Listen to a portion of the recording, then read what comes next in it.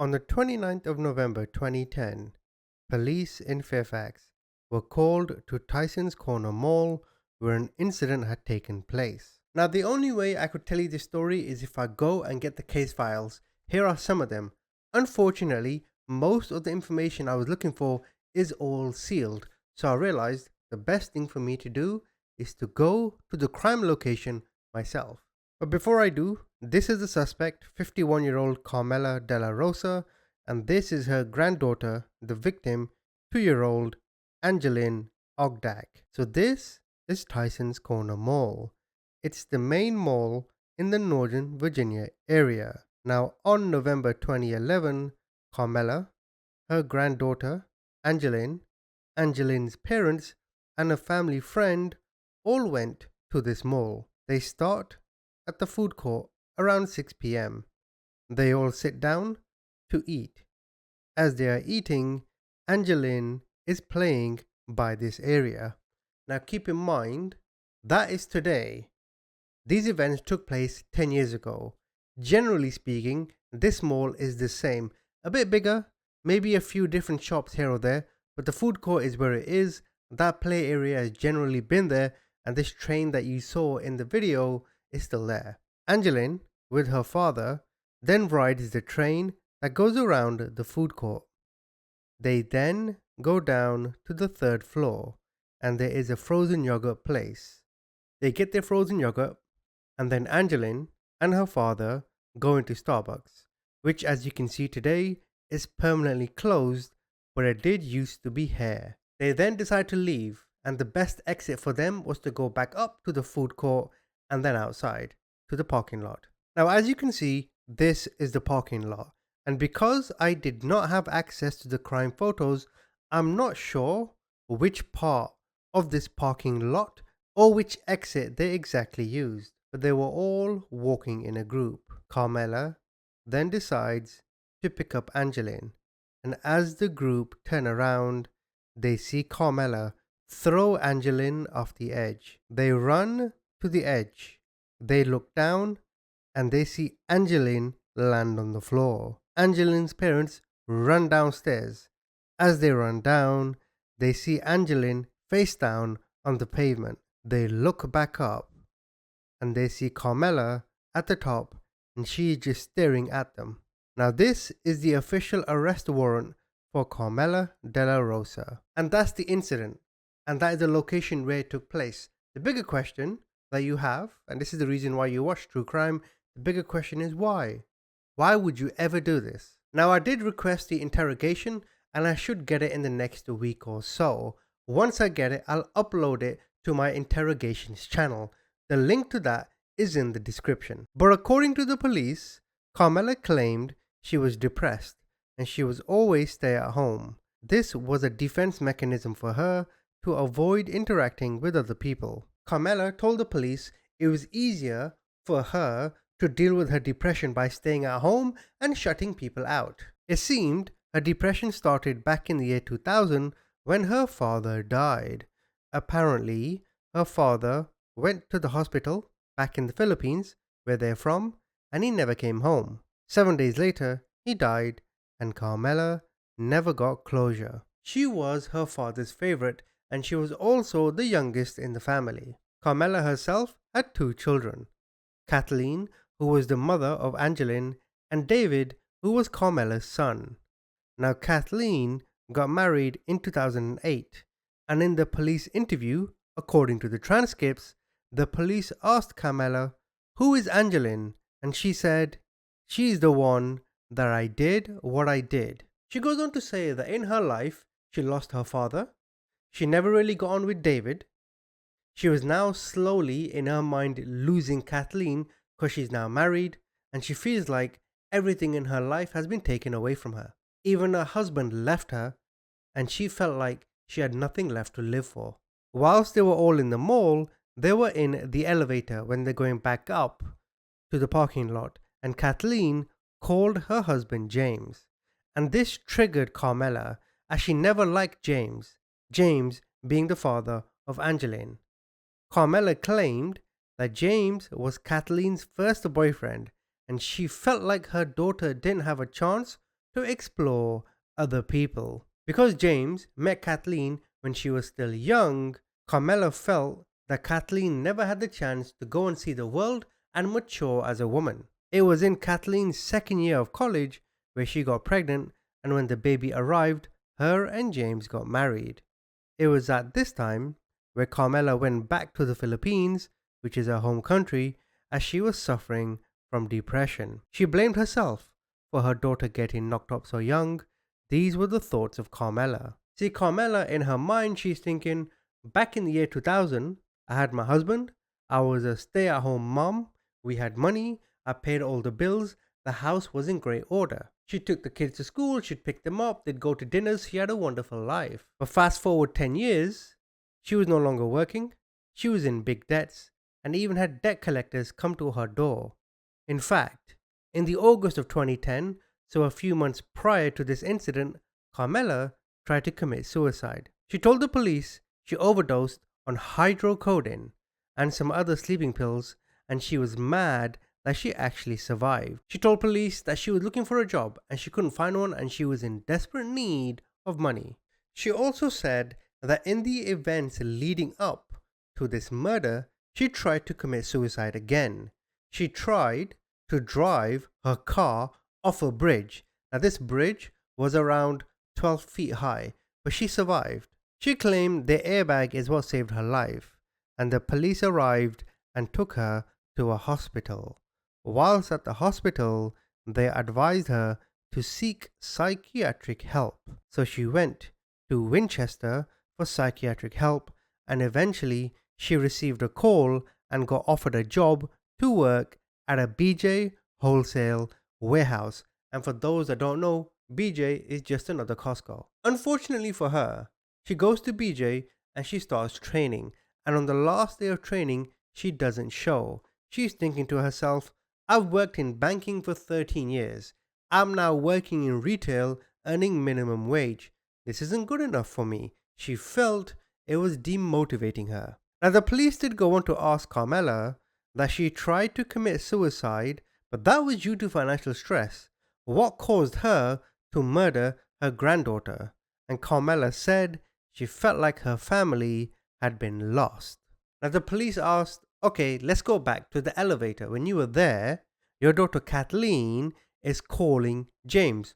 Why did this trigger you? What's the problem? Carmela said that she felt like when she's with Kathleen, James is always there. He's always in the picture. And this to me seems like she was jealous of James, and maybe she was missing her daughter's undivided attention. Which is crazy to me because as a parent myself, don't our kids want our attention, or do I have that the wrong way around? Let me know. Carmela confirmed she was jealous of James' relationship and felt like James took Kathleen too early from Carmela. Back to the elevator, as they're walking off, Carmela is getting angrier and angrier, and Kathleen keeps talking to James. Carmela said every time she looked at Angeline, she would see James. She saw him through her, and she hated it. She said this tainted her relationship with her granddaughter. She disliked James being connected to the family, and that connection was Angeline. Carmela said that as they're walking, she's thinking about James, and that's when she picked up Angeline and consciously threw her over the edge whilst thinking of James. Now let me repeat that. So they're in the mall, they have their dinner, they go walk around, and then they leave. They go back upstairs, they're in the elevator, right? Kathleen, she calls James. Hey, honey, how are you? Whatever the conversation is. As this is going on, Carmela, her blood is boiling. She's angry. Why isn't she talking to me? What about me? Why is James always here? Why do I get left out? Blah, blah, blah, blah, blah. So as they're walking, she picks up Angeline and throws her off the edge. And she did it knowingly, consciously, purposefully. I don't know if it was planned, but there certainly wasn't like some kind of cognitive dissonance going on. She knew exactly what she was doing. It was a moment of anger. She did it to spite James. And I don't care what medical condition you have, that is sickening. Throwing your granddaughter from a footbridge and killing the granddaughter. Keith Daniels reports tonight police are trying to figure out why. Keith.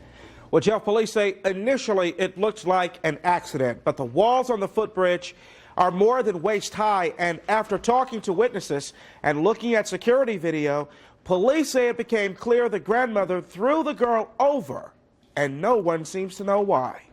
Carmela Delarosa is a 50-year-old grandmother accused of killing her 2-year-old granddaughter, Angeline. An unthinkable allegation for neighbors who say the woman doted over the child, often babysitting the little girl. She seems happy. Yeah, because that's her first grandchild. But Monday night, after shopping at Tyson's Corner Center in Fairfax County, police say Delarosa inexplicably threw her granddaughter from a walkway leading from the mall to the garage. We're with them. It happened so quickly that the other two adults, they didn't even realize what was going on. Police say mall security captured the crime on video. That video, which is not being released, still doesn't explain why. Family and friends gather at the child's home, refusing to talk. Lynn Crayer and her husband, who were walking in the neighborhood, have grandchildren too. When I heard it this morning, tears just ran down my eyes. What did a 2-year-old do to deserve this? I don't know. You don't. With no reason, no rationale at all as far as anybody's heard. To be coming back from a shopping trip, possibly for the holidays, and have something like this happen, it's inconceivable. Investigators are looking into Delarosa's background and any history of mental illness. It's very tragic. I mean, it's atrocious, and I don't know who does that. We don't know why people do what they do. And neighbors never saw it coming. She's very nice. Sometimes she comes to my house and gives us popcorn and candy. She said she was mad that he got her pregnant before marriage. The police then asked, "Why tonight? Your daughter got married 2 years prior, and you had ample time. Why do this tonight?" Carmela suggested she did it because she had stopped taking her medication. Carmela also said she was mad at Angeline because everybody loved her. Her son David loved her. Kathleen would spend all the time with Angeline, and Carmela felt there was no love left for her. Carmela, she felt like an outcast. On many occasions, events with the family, she felt like even though at times people weren't talking, they'd always be talking with their eyes, and she felt like she was the one being left out every single time. She felt alone. She felt de-appreciated by her family. When the police asked if she thought James was a good guy, she said yes, he is. He treats her well. But I'm still mad that he robbed her of the things that she could have had. She confirmed she felt bad after throwing Angeline, but as Angeline was falling, she was thinking of James. In her mind, she was thinking, this is James. He owns this one. She's thinking, this is his possession, and I'm going to take it away just as he took my daughter away. She ends by saying, it all happened so fast. I lost it. Now what you're looking at is her official sentencing guideline, and on the 6th of January 2012, Carmela Delarosa was sentenced to 35 years in prison. A grandmother who threw her 2-year-old granddaughter over a walkway at Tyson's Corner apologized in court today. She made the tearful apology before being sentenced to 35 years in prison for the death of little Angeline. Jumi Olabanji is now live from Fairfax tonight with what happened in court. Jumi? Well, Leon, till the moment she was sentenced, Carmela Delarosa's defense attorneys tried to ask the judge to go easy on her, give her the least possible sentence here in court today. But in the end, the judge gave her exactly what the jury recommended, 35 years, saying she would have to pay for her decisions. It's just been a real nightmare, to be honest with you. Commonwealth's attorney Ray Morrow says baby Angeline's parents, James and Kat Ogdock, are grateful that justice has been served. I don't think anybody's happy. I mean, there's no winners here today. Before sentencing, Kat's mother, Carmela Delarosa, stood before the judge in tears, apologizing to her family and friends for everything. Her attorneys then asked the judge to dismiss the guilty verdict and send their client to a mental facility instead of jail. Her mental illness is the only reason, the only explanation for what happened. But Judge Bruce White upheld the jury's recommendation of 35 years behind bars. telling Delarosa that a grandmother would do that to her granddaughter is beyond comprehension. He then went on to say he believes she knew exactly what she was doing when she tossed her 2-year-old granddaughter off of Tyson's Mall walkway last November. You know, resting on the insanity defense, I threw my granddaughter off a bridge, but don't hold me accountable because I'm depressed. I mean, that just doesn't wash. Dozens of Delarosa's family and friends showed up to court in support of her, but none of them would speak while leaving the courthouse. Fairfax residents we spoke to say they believe the judge and the jury got this one right. I don't think there should be any chance for her to get out again, personally. Carmela Delarosa's defense attorney said today in court that they do plan to appeal the judge's decision within the next 30 days. But outside of court today, when we asked her whether or not they believe they would get that appeal, her defense attorney said it is not likely. Reporting live in Fairfax County, Jumio Labanji, ABC 7. Now, we can all agree this is a sad, sickening, just tearful story, right? But I don't understand this jealousy part. I have a son, and I give my son attention all the time. Not just because it makes him happy, it makes me happy too.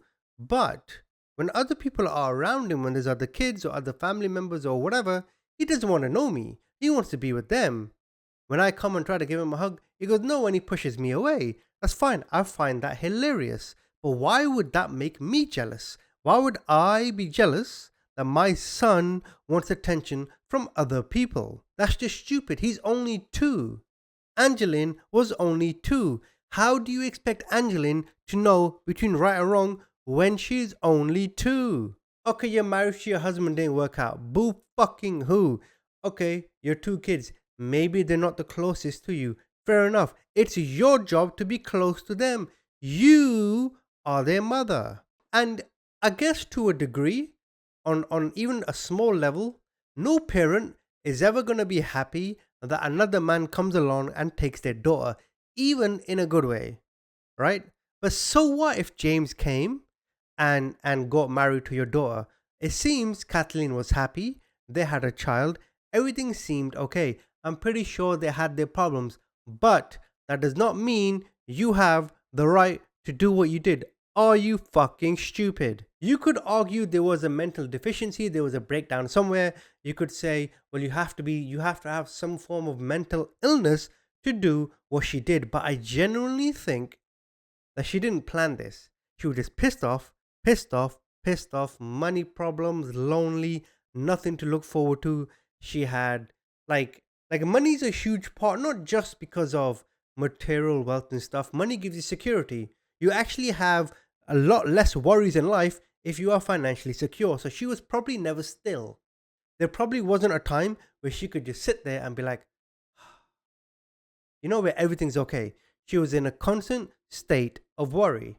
But so fucking what? That is life. We're lucky that we have this gift. I don't know what it's called, but I guess you could say paternal or maternal instincts. When you see kids, there's this feeling of joy and you just want to grab them and you just want to hold them. That's there deliberately to stop you from doing what you did. And it's clear you were just a senile, sad, lonely, desperate woman. 35 years, not near long enough. Thank you for watching. Tell me what you think.